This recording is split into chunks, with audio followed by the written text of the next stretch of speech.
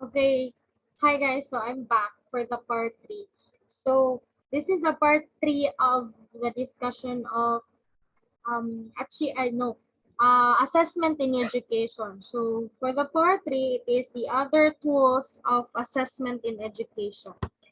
So aside from achievement tests, aptitude tests, and diagnostic instrument, there are other tools or instruments and techniques para sa school settings for students.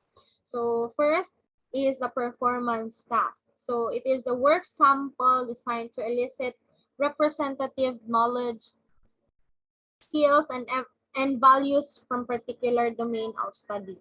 So performance task. Familiar naman ta aning performance task no kay pirmi man nato ni siya pirmi man nato jud ni siya maagian especially as a student. So kini siya ang mga performance task nga ipabuhat sa teacher para after sa discussion, mostly after sa discussion niya siya ipabuhat. So if naay performance task, na po performance assessment or the evaluation of performance task. So diri may pakita sa student kung unsa jud nahibal-an nila after sa discussion or from the discussions in class. And of course, kanang diri nila i-present baga kanang diri nila ma-apply katong mga skills nga ilahang nahibal-an from the discussions or mga knowledge nga ilahang nahibal-an from the discussion sa teacher. So yes, and if naay performance task, naapod tay criteria para sa ato ang performance assessment para ma-evaluate pod nato ang performance task sa isa ka student. So like for example, unsa man nga mga criteria? For example, sa math, ilahang performance task nga dapat is more on solving sa isa ka solving problem o sa isa ka mathematical problem. Dili mostly ang mahitabo diri kay kanang multiple choice lang no para unsaon man nimo pagkahibalo nga nakabalo na sila mag-solve kung dili nimo sila tagaan og kanang mathematical problem. So kailangan pod na appropriate sa specific area or subject ang criteria nga ato ang i-set para sa ato ang performance task. So one of the example of performance assessment is the portfolio assessment. So unsa man yung portfolio? It is a work sample. And the portfolio assessment refers to the evaluation of one's work sample. So portfolio diri ana to gina-compile ang atong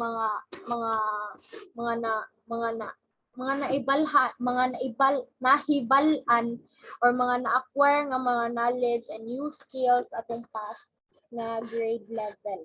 So for example, ang paggamit ni student sa iyahang portfolio sa algebra. Sige, ingana. So sa portfolio sa assessment, na sila ang student na ay right nga mag-choose kung saan nila pag-show ang ilahang portfolio. Pwede nila ipakita as narrative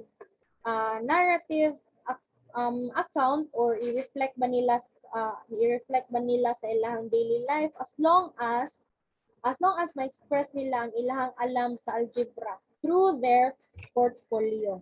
So for the authentic assessment naman,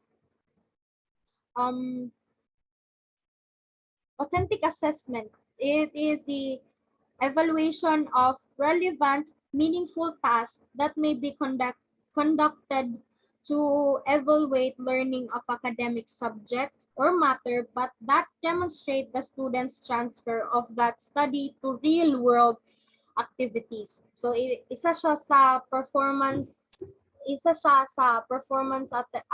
assessment no, isa siya ka-example sa performance assessment. So example of this is that kana writing skills, for example, writing skills. Unsaan man nato pagkahibalo, unsa nato paggamit ang authentic assessment sa writing skills. Of course, pasulaton nato ang bata, pasulaton nato ang student para makahibalo ta sa iyahang writing skills. Na another example is reading. Unsan man nato paggamit sa authentic assessment para mahibal-an nato nga na siya reading skills. So of course pabasahon nato siya. It's either pabasahon nato siya og kanang silently or pabasahon nato siya through kanang paoralon gud nga kanang kusgon ang tingog. So ang authentic assessment di ay it is a glimpse para sa tagana to og chance nga makakita si student or makakita ang ato ang test taker sa real world. Nagana to sila og glimpse sa real world kung sa joy mahitabo sa real world. So authentic assessment di ay is thought to increase student interest and transfer to knowledge to setting outside the classroom. So tagaan na to sila og kanang a little glimpse ng jud. Kanang tagaan na to sila chance nga makahibalo kung unsay naa sa kanang outside sa gitudlo lang good instead of kanang magyaw-yaw lang ang teacher dira sa imuhang atubangan. Tagaan sa nato og chance ang atuang student nga maka-experience sa katong gitudlo nato sa ilaha. So ingana ang authentic assessment. Tagaan nimo sila og chance nga perform sa ilaha sa imuhang gitudlo sa ilaha sa student, sa gitudlo sa student. So another example of technique or another technique sa assessment on education is the peer appraisal technique. So techniques employed to obtain such information are termed peer appraisal methods. So one example of peer appraisal techniques is the nominating technique. So it is a method of peer appraisal and individuals are asked to select or nominate other individuals for various types of activities. So peer appraisal kay kini diri ata mangita og kanang other nga kanang individual ba para makakuha ta og information about sa ato ang ginakuhaan og evaluation kanang person nga ato ang gina-evaluate. So mangayot ta og help sa iyahang peers sa like for example sa isa ka class, mangutana ta sa isa ka class og kanang mga questions para sa isa ka specific student. So ingana ang peer appraisal technique. So one of an example of it is a nominating technique. So diri mangayo og kanang pangutan-on ang isa ka katong ato ang gi-evaluate, pangutan-on siya kung about sa iyahang pangutan-on siya kung naba siya ma-select or ma-nominate nga ubang individuals para sa iyahang various type of activities. Like example of it is the guess who technique. So unsa man ni siya? It is a brief description question or sentences. Like for example, this person is most friendly. Pero mo na siya nga mga question. So kinsa man sa inyong classroom ang pinaka-friendly? Okay mo. Diri pod sa peer appraisal techniques or nominating techniques, diri ang mahibal-an kung kinsay most favorite and the least favorite sa isa ka group or sa isa ka classroom. So another example of nominating technique is the guess who. So nominating technique is a method of peer appraisal in which individuals are asked to select or nominate other individuals for various type of activities. So a child being interviewed in a psychiatric clinic may be asked, gipangutana siya, who would you most likely to go to the moon? So kani nga question, it is a means to determine kung kinsa sa iyahang parents ang iyahang most favorite or mas importante para sa iya, kung iyahabang mama or kung iyahang papa. So kung antahay ang i-answer sa bata is iyahang mama, so more ang result is siya kung ang result is mag-determine nga iyahang mama daw ang iyahang most favorite and iyahang papa is iyahang least favorite kay iyahang gipili man kay iyahang mama. So another example question is, who would you most like as your partner for your next tour of duty and why? Para ni siya sa mga police. Diri mahibalan kung as a means of kanang finding out kung kinsa sa police officers are seen by their peers as special competent or incompetent. So, sa nominating technique, diri adyon mahibalan kung kinsay favorite o least favorite sa isa ka group.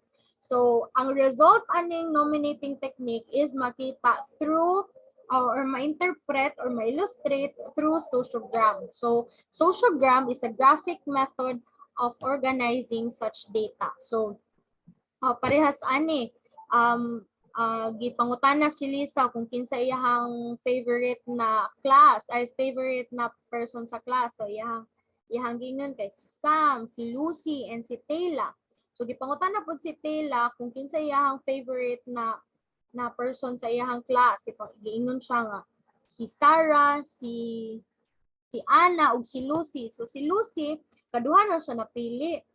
Kaduha na napili si Lucy. So makita na to dira kung kinsa jud ang favorite sa all. Kinsay favorite sa whole class, kinsay favorite sa isa ka group, or kinsay wala gipili. Moto siya ang least favorite.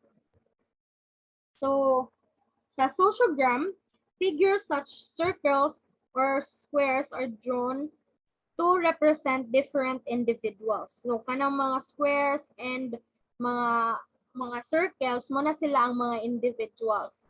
So ang lines and arrows are drawn to indicate various types of interaction. So kanang mga arrows and lines mo na sila ang mga nagaingon nga kanang ano daw na si Lisa mo gipili niya si Lucy or kanang interaction ba kuno kung tahay ang pangutana is kinsa may gusto kauban nimo atong ing ana. So diri makita kung kinsay mas daghan og gikauban atong type. So again, ang nominating technique or peer appraisal technique kay mas popular siya in group session, and ginattend niya nga makita ang mga gina-reject sa isa ka group ug mga favorite sa isa ka group, or who relatively neutral in the opinion of the group. So next, another example of another technique sa assessment school is the measuring study habits, interest, and attitude. So academic performance is a result of a complex interplay of a number of factors. Ability and motivation are inseparable partners in the pursuit of academic success. So natay example, the study habit checklist.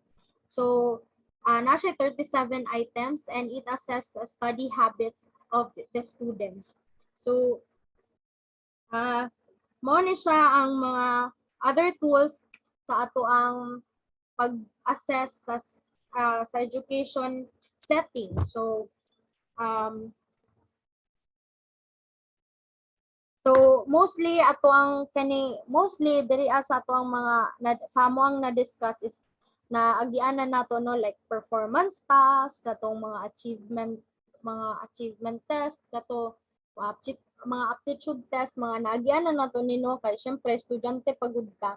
So dali lang kayo para sa tuwa sabto ning mga kaninga chapter sa ato ang textbook. So I hope guys nakasabot mo, and if naamoy questions and mga clarification, just PM me and Miss Julian Deiparine or si Ma'am para matubag na mo inyong mga questions and clarifications.